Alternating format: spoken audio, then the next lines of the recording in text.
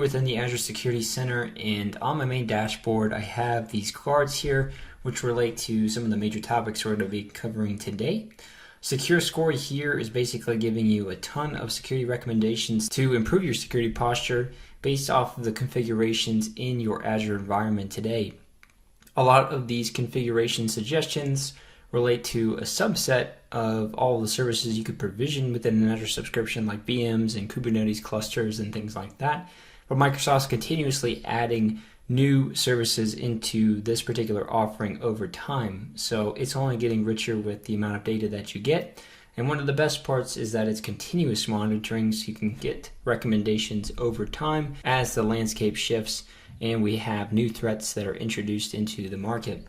So here, the Secure Score is basically saying that you have a certain amount of points that you could reach to reach your maximum level of the security recommendations that they're providing. So ideally, you should be trying to bump this score up continuously as you get the recommendations coming through. Now, not in all cases are you going to be able to configure all these controls because it will inhibit productivity or it doesn't match with the architecture that you currently have for your organization, but that's okay. We'll be walking through how you can exempt some of those recommendations as well too. So you're at least checking them off the box that you reviewed them and it's not a good fit for the organization, but you have at least evaluated it for your company. So clicking into here, we can actually go into the Secure Score recommendations. If you have multiple subscriptions, you'll have a dashboard view here to see what this actually looks like. And then clicking into the subscription itself brings up more information about the controls that it's wanting to enforce for the recommendations that will help you improve. They've automatically prioritized this with the most effective, in their opinion, the most effective security recommendations to improve your posture in the tenant. So this first one here is telling me I should enable MFA on the accounts, and it's related to the subscription itself.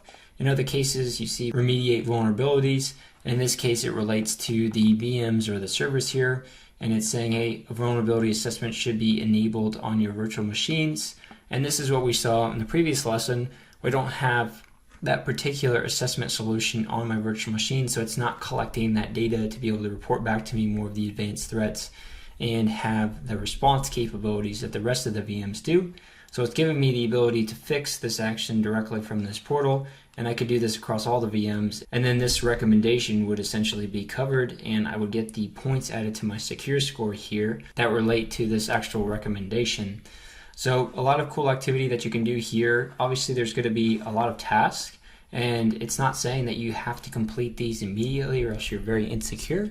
It's just giving you those recommendations and you're able to go in and see more of that information, so you can do this over time. Ideally, you should be chipping away at this with a team of people, but if it's just a couple members, you're able to do that slowly over time. That's better than not addressing these things at all. You also have more recommendations here, and this is more of a non-bucketized view of all the recommendations, and you can see more of the individual assets that you have here related to subscriptions or individual resources as far as virtual machines or scale sets, and all of that can be addressed here, and clicking into it gives you more information and gives you remediation steps as well too, which is really cool. Gives you severity level, and it tells you that you can actually exempt this, and you can give a reason, whether that be it's mitigated or it's an accepted risk.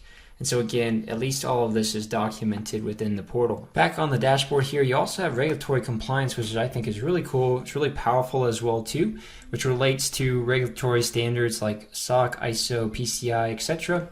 And clicking into these is much like what you just saw on the previous page, which you can toggle between the different compliance standards.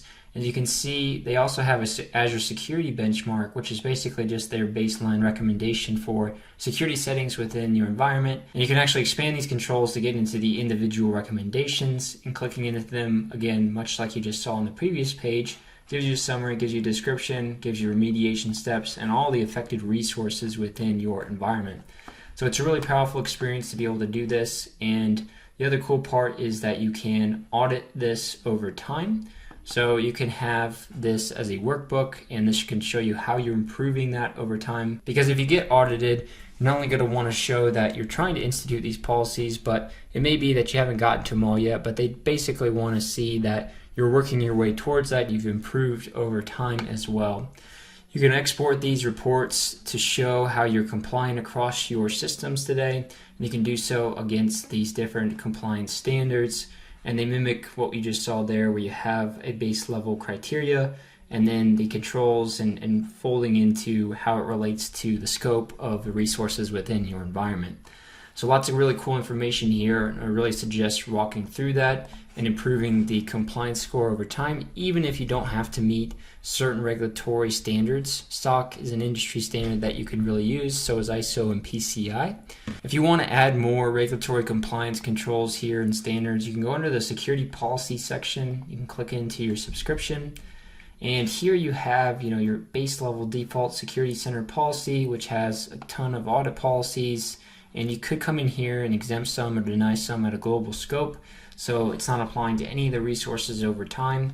And then from here you could also add more standards here for compliance, and they do have a complete list here, and they span across different countries, but also certain standards like NIST, for instance, which is widely used, or even HIPAA or HITRUST as well, which is great for healthcare firms.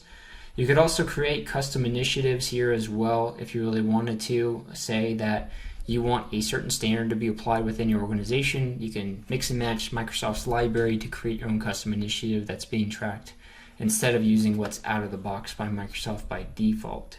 So lots of customizability there that I wanted to show, and really getting into a lot of the policy creation and management of security recommendations within this environment. That's everything I wanted to showcase for you guys in today's video. Stay tuned for my